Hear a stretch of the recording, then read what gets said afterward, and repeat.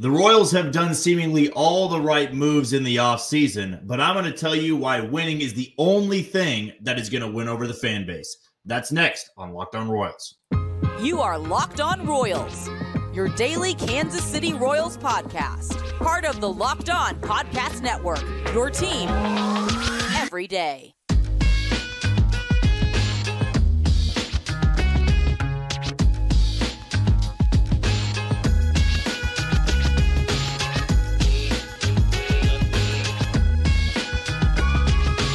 Thank you for tuning into another edition of Locked On Royals on the Locked On Podcast Network. I am your host, Jack Johnson, and always be sure to give me a follow on Twitter at JohnnyJ_15. That's at JOHNYJ_15. It's also very easy to find us on wherever you get your podcast. That can be Spotify, Apple Podcast, Amazon Music, Google Podcast. We're also on YouTube. And if you are on YouTube, you probably can see our new and improved podcasting room. We've got the layout much better. We've got the lighting much better. So if you are going to start checking us out on YouTube, we'll just go over there and check out our channel and be our next subscriber. Our goal is to get to 1,000 by opening day 2024, which now for the first time in a long time seems like a real possibility. Today's show is brought to you by FanDuel. We got the NFL playoffs right around the corner. Conference plays beginning in college basketball. There is no better time to go and get your FanDuel account created today and start placing some bets. There's also some early season bets for Major League Baseball on MVP winners, Cy Young winners, who's going to win the World Series. So again, after you listen to this podcast, go and create your FanDuel account today. Now, it's been a long time since we've actually brought you a podcast episode. You know, the new year kind of spoiled some things. I was out of town, so I wasn't really able to get stuff set up. And plus, if you're watching this on YouTube, you can see it took a little bit of time to get everything set up. But hopefully, it's a much better quality for you. It's much better sound quality. We got quite the setup over here. We're very excited to have all of this as we gear up for spring training and the start of the regular season. And I am pretty pumped about today's show, not only because we have all this new quality, but because there's a couple of things that I do want to dive into that I've been sitting on for a couple of days now, just because last time we had a show, I believe, was last Wednesday, and it's Thursday now. So over a week since we last brought you an episode, but I'm planning to get you an episode Thursday, Friday, and either Saturday or Sunday, depending on my schedule, but not to where we're going to hit that 3-episode threshold. And then next week, back to more of a normal schedule where we can get you probably on Monday, on Wednesday, and then maybe Friday. But want to get more of an ironed out schedule instead of having a week in between podcasts. But I did think it was a good time to open up today's show with a very important message to those that maybe are overly optimistic. I think I would say that I am an optimistic person right now at this point in the season. That's not always going to be the case because, losing can breed negativity. And we know with this baseball club, losing has happened a lot. Losing has been pretty consistent since raising that World Series banner. But it does feel like this optimism has crept in because the Royals were so aggressive through free agency. They have continuously tried to build this team up to compete in a weak division. And I know at the end of the day that words at a press conference or even moves in general, they can show you a lot of things. They can show you, I would say the majority of the picture. Right, if you've got a front office and an owner that is willing to spend money, that is willing to go out there and compete, that deserves respect in its own. We all know that deserves respect. But to a lot of fans out there, especially who've been losing a long time, the only thing that is going to convince you that that matters, that spending money matters, that competing matters, is if you win baseball games. Now, it's a very simple thing to say. It really is. But I've had debates on Twitter, I've had debates on YouTube and in person about these moves for the Royals. And I tried to wrap my mind around, why can't people get on board with what they're trying to do? I still have people going, oh, it doesn't matter. They're going to lose 100 plus. And in baseball, anything can happen. Injuries can happen. Bad matchups can happen. You just never know. It's a long season. It's a marathon.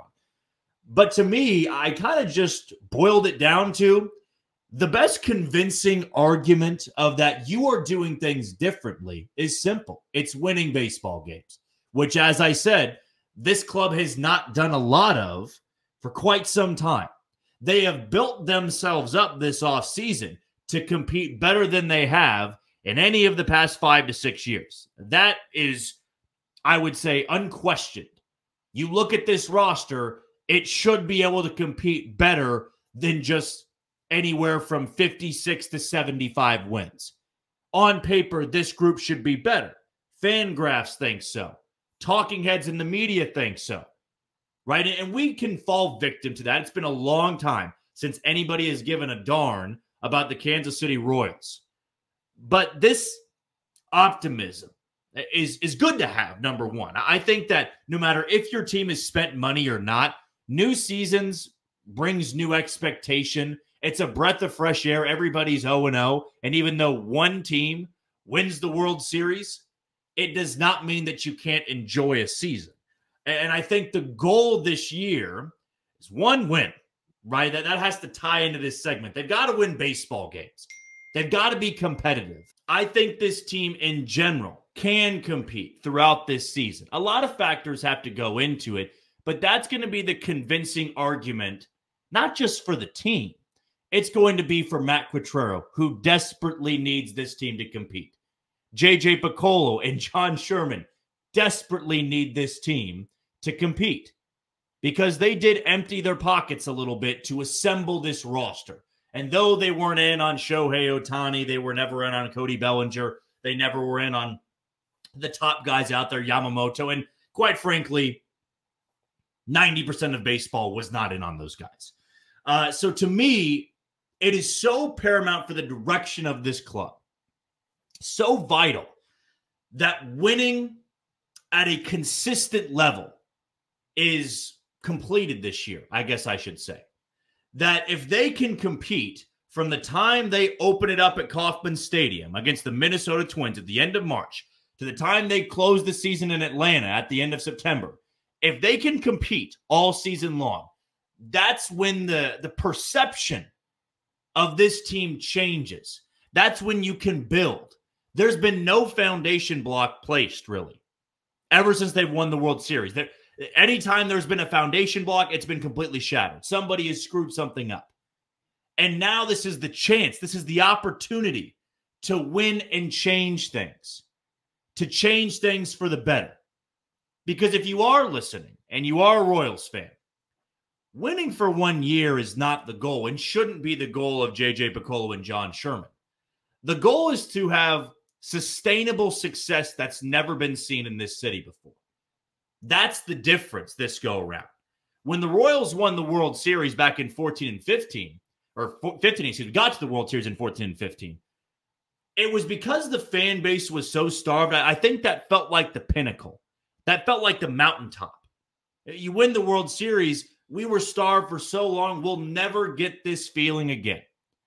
But the identity and the willpower to do that again is something that is not always obtained by teams. It's not always obtained by front office people. They could look at it, pat themselves on the back and say, we did it that way. We're always going to do it that way for the rest of the time. But what the Royals have not done since really the 80s is built a year in and year out successful baseball club that they could get to the postseason, fall short, but win 90 games. And the next year, they're expected to win 85 to 90 again, or more than that. When the Royals won it in 15, the expectation was they could still compete in 16, but there was nothing ever done. The draft picks that didn't work out, free agent moves didn't work out, and by 2018, they were one of the worst teams in the league again. And when you were bad for so long, it kind of felt like, well, this is just the rotation you do. You win in 85, and then you wait 30 years, and then you wait 30 more. That shouldn't be what this is about. So to me, what this feels like is a great opportunity, a great moment for this franchise. Maybe it sounds dramatic. You can disagree with me. That's totally fine. Let me know in the YouTube comments below, or let me know on Twitter. But this is a huge moment, because if this goes right, if this team competes seriously for the first time in 6 or 7 years, from start to finish, it's the foundation block they've been needing since they raised that banner, since they raised that flag. People are tired about hearing of, well, the flags fly forever. We'll always have 2015. That's fine, and nothing can take that away. But successful businesses, successful franchises, they want to build on that. Hey, we won it in 15. We want to win it in 16, and we don't want this window to close. And with small market clubs, windows close. But it's about making sure those windows are open longer, and the time the window is closed, it's not for that long. And that needs to be the goal of this team. They have set themselves up to win, which is the most convincing thing you can do in baseball. You can disagree with free agent moves. You can disagree with trades, how the rotation looks, how the bullpen looks. If you win baseball games, all of that goes away. And there's not going to be a 90-95 win team in there. But if they play their cards right and they can win in the high 80s, mid 80s, give themselves a chance to compete in the Central, that's what I think every Royals fan is going to want. All right, we're going to take our first break of the show. When we come back, I have to back up my MJ Melendez take to a couple of people, in fact, the majority of people out there that disagree with it. I have to tell you why I think MJ Melendez is primed for a breakout. That's next on Locked On Royals. You are tuned into Locked On Royals on the Locked On Podcast Network. I'm your host, Jack Johnson, and be sure to give me a follow on Twitter at JohnnyJ_15. That's at JOHNYJ_15. Before we go any further, let's give a shout out to the title sponsor today in FanDuel. The NFL regular season is wrapping up, but there's still time to get in on the action with FanDuel, America's #1 sportsbook.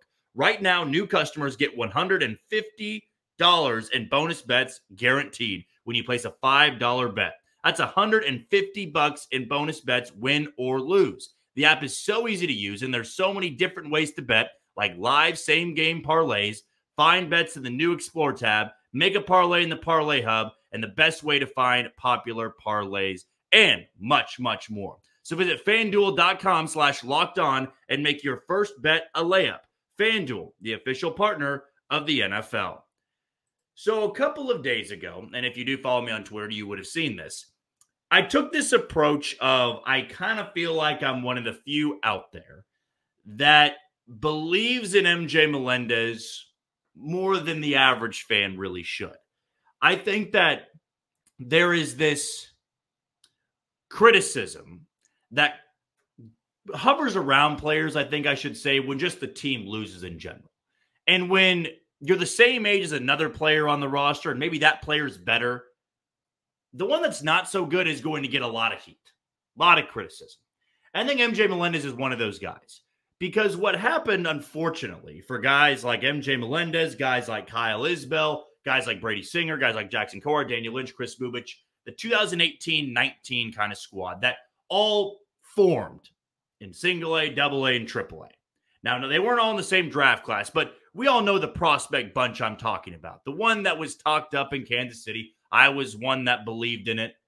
And that was foolish of me to think that everybody was going to work out and the way that it did back in 2009, 10, and 11. But MJ Melendez, to me, has always been that one guy that I really feel like deserves a little bit longer of a leash than some other guys.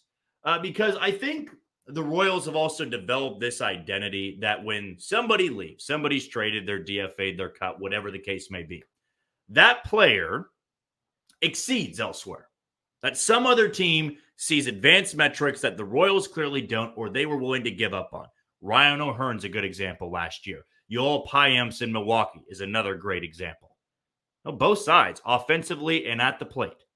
Now, it's not always the case, and the Royals aren't the lone team that happens to. But when you lose a lot of games, it just feels a lot worse. Like every time we just let somebody walk, they go shine elsewhere. Well, probably because that team's better than Kansas City is. But MJ Melendez is absolutely one of those guys. If Melendez was to be let go like some people wanted to be or traded away, I believe he becomes a stud. Because I really do think there are just a few things that a hitter needs to have this ceiling that is much higher than the average offensive player. If you have raw power, number one, raw power and hit the ball hard, I'll put those in the same category. Raw power and hitting the ball hard, and you've got a tremendous walk rate, or you have a great approach at the plate, the ceiling is really high. If you are a low walk guy, low on base guy, no, maybe you have the pop, maybe at the ball hard. I don't see the ceiling being as high. But there's a reason that MJ Melendez is projected to be an above average hitter, despite everybody think his offensive numbers were terrible last year or the year before. They were not great, but there are factors to his game that make him desirable. He walks a good bit. He's got a lot of pop. He is athletic. He's got a strong arm. And also, for those that want him not starting every day, not playing in left field because of the defense, there's also a reason the Royals moved him from catcher to the outfield, because he was willing to learn the spot. He's also athletic enough to do it. And I've had to repeat myself a couple of times on it, but I have no problem doing it. I think he was so disastrous defensively last year because he had to learn 3 positions. He had to learn how to catch and spend all offseason catching. Then he had to learn right field. Then he had to learn left field. 2 positions that are incredibly difficult to learn. Like Kyle Schwarber was a catcher. They moved in the outfield. He's one of the worst defenders out there. But the offensive value, right? The raw power, the walk rate makes him an above average hitter.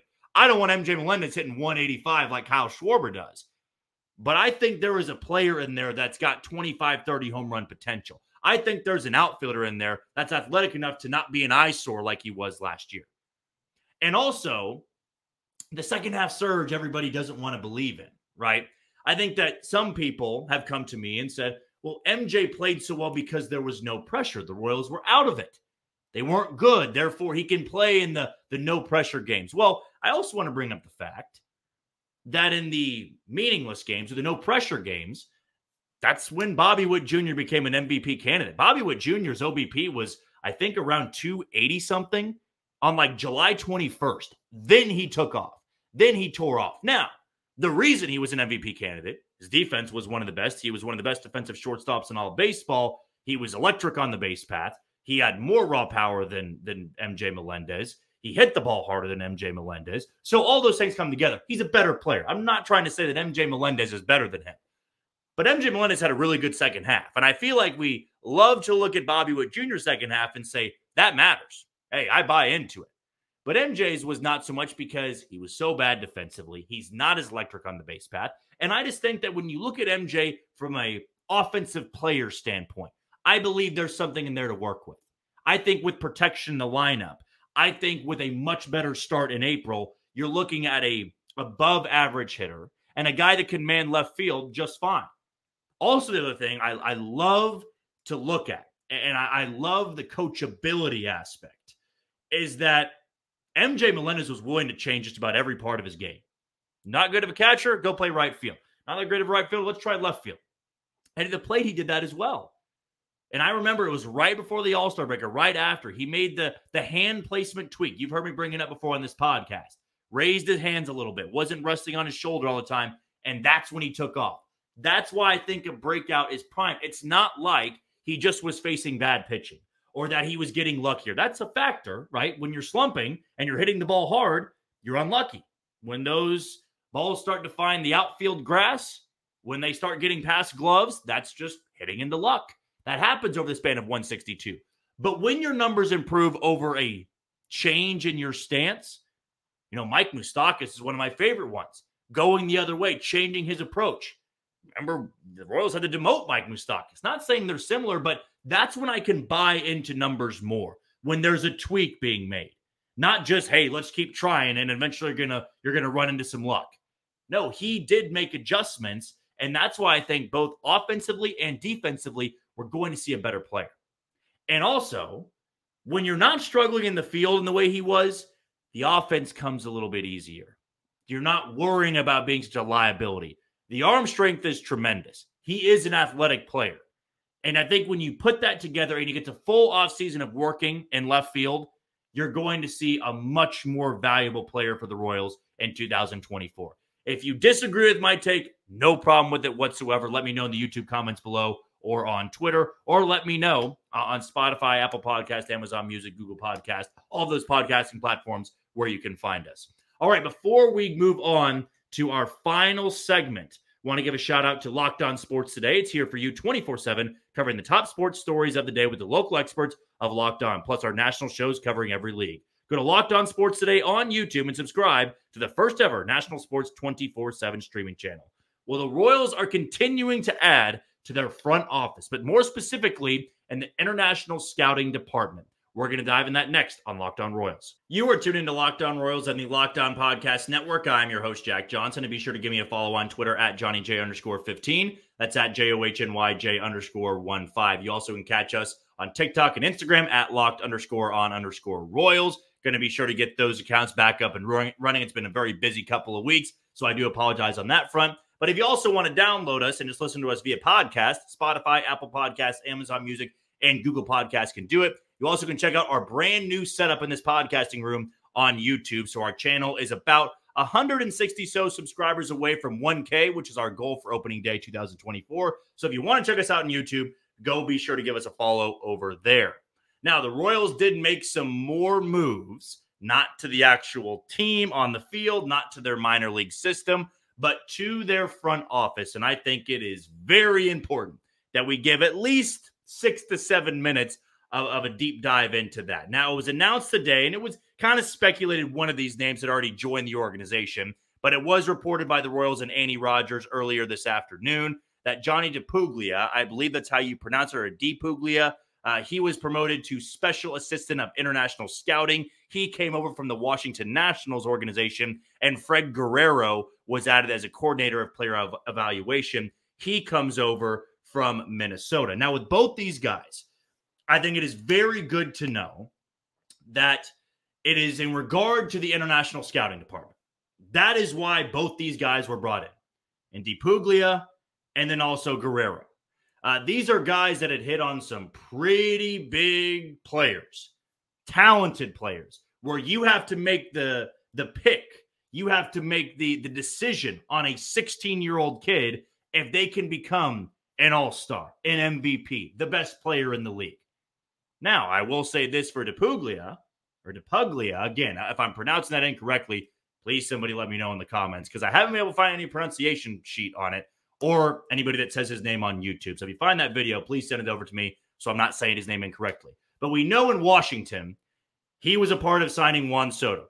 Big name, right? Also Victor Robles. So 2/3 of their World Series championship team in the outfield, he put together.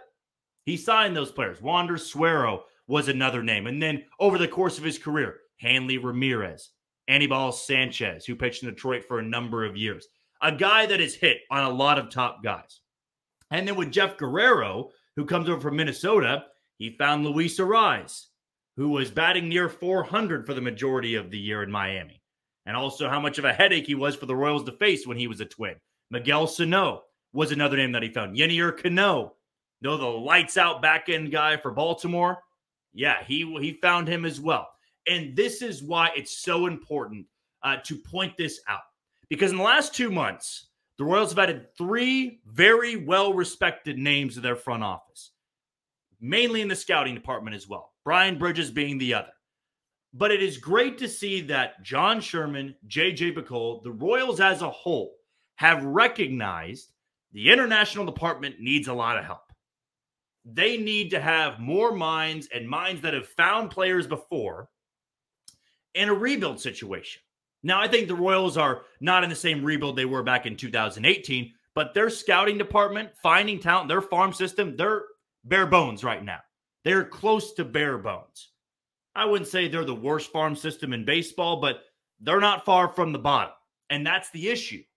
But whereas for years, it felt like the Royals never wanted to make that move, never wanted to make that change. It was the same minds. Oh, the guy that found Eric Hosmer, found Mike Moustakas, found Zach Greinke, they can do it again. But international department, the Royals hadn't really hit on many guys for a long time. Salvador Perez is their poster child of international scouting success. Yordano Ventura was another one. Kelvin Herrera, of course, all 3 of those guys a part of a pennant-winning team. I think you can go a little bit further and think about Carlos Hernandez. Just getting to the bigs is a success. Michael Garcia, another one that can be a very big success. But the Royals haven't had their Ronald Acuna Jr. I know they had an opportunity to sign him, but it's about finding a wider range of players. I've always believed the Royals need to be more aggressive in Japan, going after talent over there.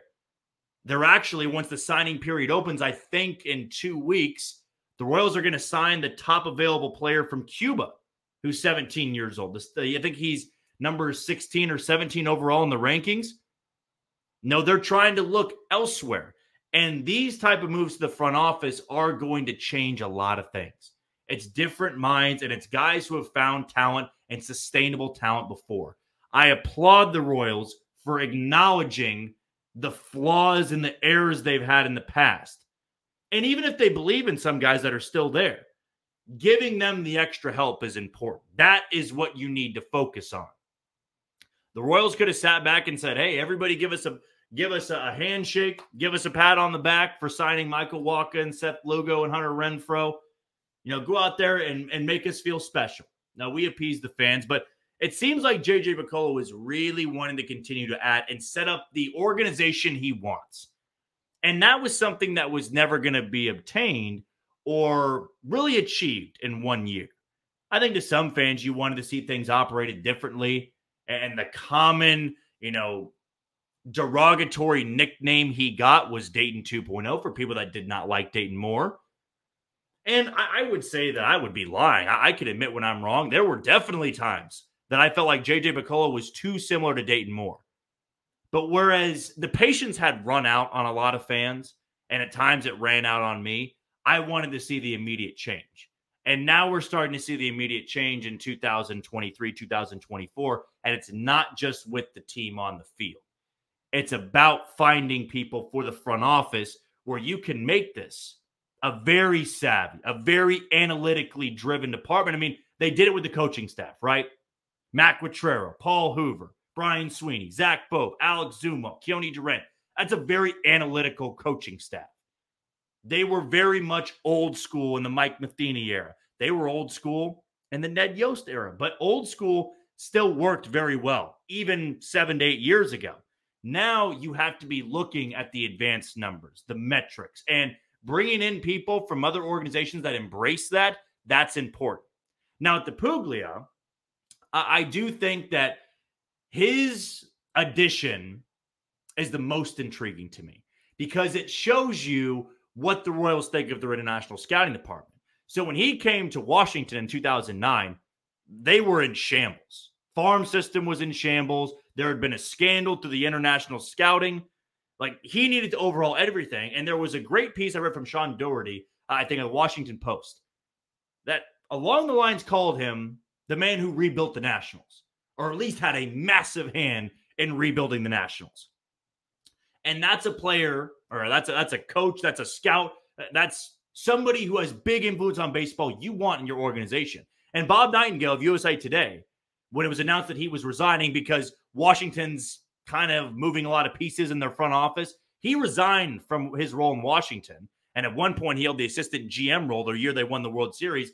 Bob Nightingale of USA Today tweeted something that said basically the best free agent out there is now available in Johnny DePuglia, because he was somebody that among baseball, everybody looked at and said, that is a guy who knows the sport, who knows how to find talent. And now Royals fans can be psyched about, excited about that the man who is dubbed to have rebuilt the Nationals, finding Juan Soto, bringing in lots of players of Latin descent from all over, the Dominican Republic, Venezuela, Cuba, Puerto Rico. He had a big hand in that. And then you bring in Guerrero from Minnesota. We know how talented the international department is with Minnesota. You know, when you brought up a couple players, Luis Arraez, Miguel Sano was another. I know Miguel Sano didn't really have that long of a career, but he had a pretty good stretch of 1 to 2 years, 3 years, where he was one of the more feared hitters in that lineup. Jorge Polanco, a switch-hitting shortstop who gave the Royals a lot of fits. Yenier Cano, another one. I mean, Minnesota is known for having a lot of Latin representation that comes from their international scouting department. And now with two of those names and Brian Bridges involved, can't wait to see what this group can do with their scouting department, not just internationally, but in the upcoming Major League Baseball draft. And how can they start to assemble this minor league team, multiple minor league teams, and this minor league system. Hopefully the Royals are on their way up. Well, that is going to do it for another edition of Locked On Royals on the Locked On Podcast Network. I've been your host, Jack Johnson. Always be sure to give me a follow on Twitter at JohnnyJ_15. Before we go, one last shout out to Locked On Sports Today. It's here for you 24/7, covering the top sports stories of the day with the local experts of Locked On, plus our national shows covering every league. Go to Locked On Sports Today on YouTube and subscribe to the first ever national sports 24/7 streaming channel.